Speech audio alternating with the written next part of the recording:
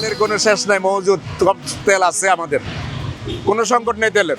আমরা তেল পাই না, আসতে যাই দেখেন 3-4 কিলো দূরে লাইন ধরছে, রেল লাইন পার হয়ে গেছে, কেউ পায় না, মাথা যায় হায় নাই তেল নাই, কি করবো আমরা? আর আমাদেরকে বলে ব্যবসায়ী সাহেবরা কোথা থেকে তেল আনবা জানি না, যাও তেল নিয়ে আসো, বুঝছেন? এই যে সিরিয়াল ধরছি 1.5 ঘন্টা হয়ে গেছে, আর 1 ঘন্টা লাগবে যদি যাই আগে যাই তেল পাই। যদি দীর্ঘ লাইন, আমি নিজের লাইন নিজে তৈরি করছি। আগেও সব পেট্রোল পাম্পে তেল দিত, সবাই তেলের জন্য লাইনে দাঁড়াতো, এখনও সব পেট্রোল পাম্পে তেল দেয়, আমরা সবাই দাঁড়াই। কিন্তু আগে দাঁড়াইতো 10 জনের সিরিয়াল, এখন হয় 400 জনের সিরিয়াল। এর কারণ হলো আমি নিজে, আমাদের মতোই ভোক্তারা পেট্রোল পাম্প থেকে তেল নিয়ে যায়, প্রতিদিনই লাইনে দাঁড়ায়, প্রতিদিনই তেল নেই, লাইন কখনোই শেষ হয় না। আমি আজকে 24 তারিখে তেল নিছি, আজকে 11 দিন পরে তেল নিতে আসছি, আমার 3 ঘন্টার সময় নষ্ট হয়ে গেল। অনেকে আছে যারা রাইড শেয়ার করে, তারা প্রতিদিনই 2-3 ঘন্টা করে লাইনে দাঁড়ায়, এই 2 ঘন্টা কর্মক্ষমতা নষ্ট করে দিচ্ছে। এখন আমি খোঁজ নিয়ে আসছি 500 টাকার তেল দিচ্ছে, তাহলে আমি যদি 500 টাকার তেল নেই, তাহলে পাম্প কর্তৃপক্ষ এবং সরকার আমাকে বাধ্য করতেছে 3 দিন পরে আবার লাইনে দাঁড়ানো। একবারে ট্যাঙ্কি ভরে তেল দিবে, আমি 1 সপ্তাহ নির্বিঘ্নে চালাবো, 1 সপ্তাহ পরে আসবো।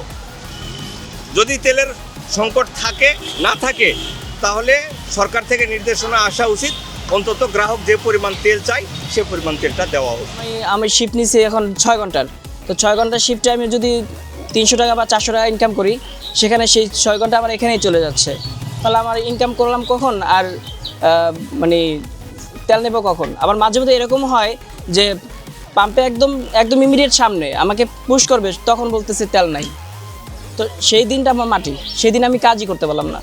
আসার সময় আমার দেখেন এখানে 3-4টে পাম্প বন্ধ, সনির সামনে সিরিয়াল দিয়ে দেখে বিকেলবেলা দেয় তেল, কোনো পাম্প আছে সন্ধ্যা পরে দেয় তেল, মানে এক জায়গায় এক সিস্টেমে করতেছে ভাই। আর এই যে আমাদের ভোগান্তি ড্রাইভার, এই যে আসে 3 ঘন্টা 4 ঘন্টা 5 ঘন্টা করে এসে বসে থাকি, এটা মালিক পক্ষ আমাকে কিছু বলে না, আবার পাম্প ওয়ালারা কিছু বলে না। আমরা তো মনে করে তারা মনে করে শুয়ে দিয়েছে, আমরা এই যে আসলে সিরিয়াল বাইরে বসে দিয়েছে, 200 টাকা তার খরচ আছে, যারা 5 সিগারেট খায় তাকে এক জায়গায় বসে থাকে, আধা ঘন্টা বসে নিম্ন তাকে 50 টাকা খরচ আছে, এই 50 টাকা দেবে কিনা ভাই? এখন কিছু করার নাই, সারা বিশ্বে যদি একই অবস্থায়, আমরা তো তাও এখন পাচ্ছি, লাইনে দাঁড়ায়ও পাচ্ছি, এটুকু সন্তুষ্ট।